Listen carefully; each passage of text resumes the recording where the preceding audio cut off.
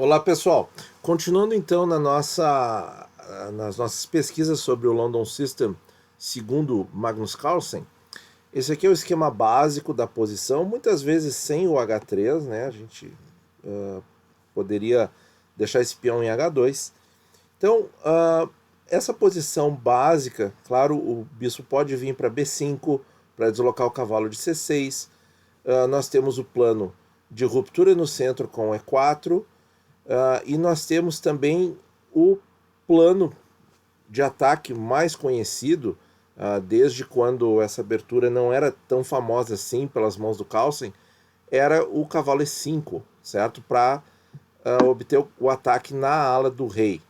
E nessa partida que nós vamos olhar, o Carlsen faz um ataque não muito comum com H4, muito interessante, muito bonito, na partida que a gente vai ver, que é mais uma ideia aí para nós incorporarmos ao arsenal do sistema London.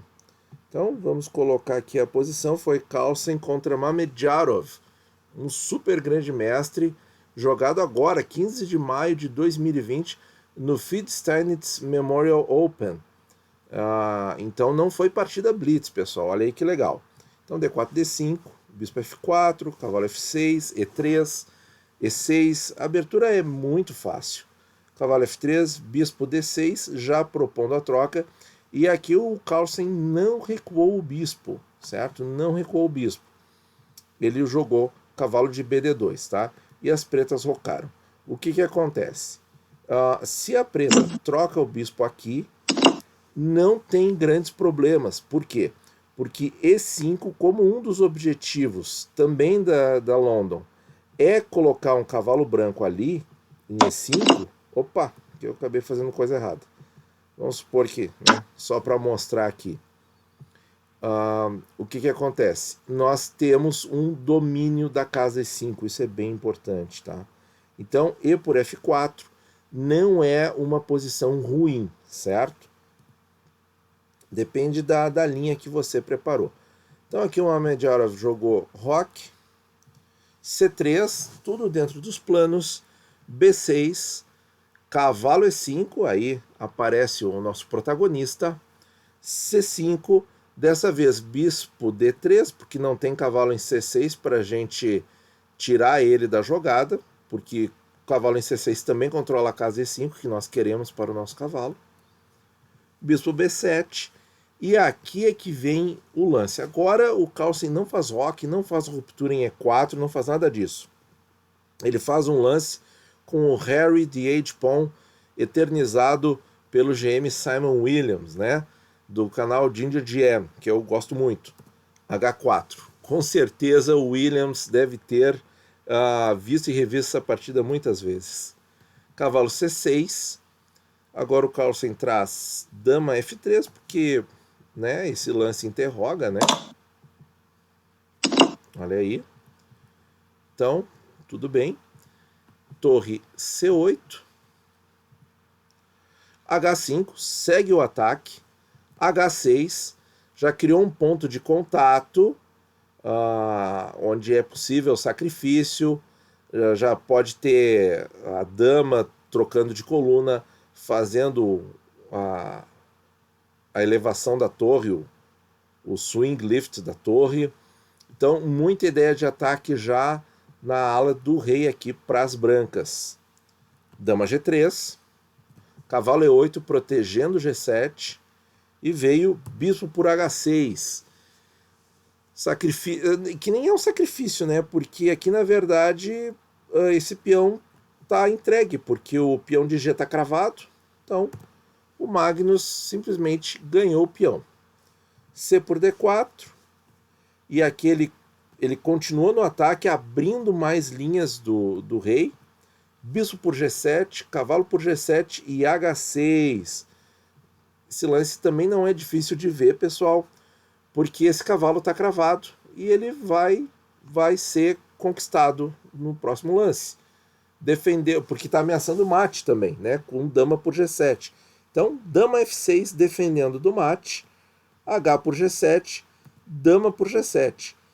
Então, se o ataque não conseguiu nada demais, entre aspas, deixou totalmente o rei das pretas exposto e uma estrutura de peões muito melhor para as brancas, como vocês podem ver. Continuou com o bispo H7 cheque, e não pode tomar esse bispo de forma alguma. Rei H8. Bom, agora o computador dá um descoberto como o melhor lance, mas não leva a muita coisa a não ser repetir a posição. O Carlsen jogou cavalo por F7, sacrificando agora sim o sacrifício de verdade, e deixando a dama sob ataque do bispo, mas esse bispo está indefeso. Como a dama preta teve que vir para F6 e depois G7 para segurar a defesa do mate, ela não mais defende o bispo como ela estava defendendo em D8. Percebam? Então entregar aqui o cavalo, porque o cavalo ele está sem defesa, né? Ele só está defendido pela dama, mas está atacado pela dama, pelo bispo e pelo cavalo. Então esse cavalo é uma peça que está no ar, né? Então, cavalo por F7, torre por F7, bispo G6, cheque descoberto, ameaçando a torre, rei G8, bispo por torre, rei por bispo, dama por D6, tomando a peça desprotegida, e agora a preta ganha um peão, B por C3, cavalo E5. E agora, roque para ligar as torres, certo? É um lance que parece bem corajoso, porque deixando a coluna H aqui totalmente à disposição das pretas, mas elas não têm muito tempo de fazer muita coisa ali. Veio D4, já abrindo aqui uma ameaça de checkmate em G2. Aí tem que se cuidar com esses caras, né? F3, veio D por E3. E nessa posição, o que nós temos, pessoal? Nós temos 4 peões de cada lado e o Magnus com a vantagem da qualidade. Em termos de abertura, a abertura foi um sucesso. Foi um sucesso porque vocês viram um massacre que foi o ataque ali das brancas na ala do rei. Só que a partida se resolveu num nível de complicações táticas bastante elevado, que nós vamos acompanhar aqui até o fim, porque as partidas do Magnus Carlsen, todas elas são uma aula para qualquer entusiasta do xadrez. Então, cavalo E4, ajudando a tapar a diagonal, E2, torre F2, rei G8, saindo aí de qualquer descoberto em cima da dama. Dama por E6 cheque, rei H8, dama H3, rei G8, torre por E2, torre F8, dama E6 cheque. Aqui as pretas estão completamente perdidas, né? Acabou o contra-ataque do peão, o rei está sem escudo algum, só com essa dama ali. Não vai durar muito. Rei H8, cavalo G5, mais uma peça para o ataque. Cavalo por F3 cheque, cavalo por F3, bispo por F3, torre F2. A dama ganhou mais um peãozinho ali. O Carlsen consolidou com torre de A F1 e o Mamedjarov abandonou nessa posição porque não tem mais o que fazer. Vai perder o bispo, tá com o rei exposto e ainda vai perder por ataque.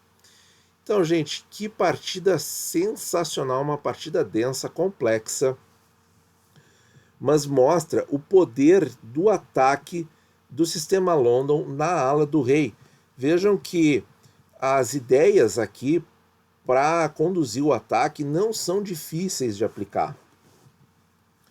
São todos os princípios que a gente já vem observando dessa abertura, e com mais 2 informações. Cavalo em E5, aliado ao avanço do peão H com o objetivo de abrir o roque das pretas, certo?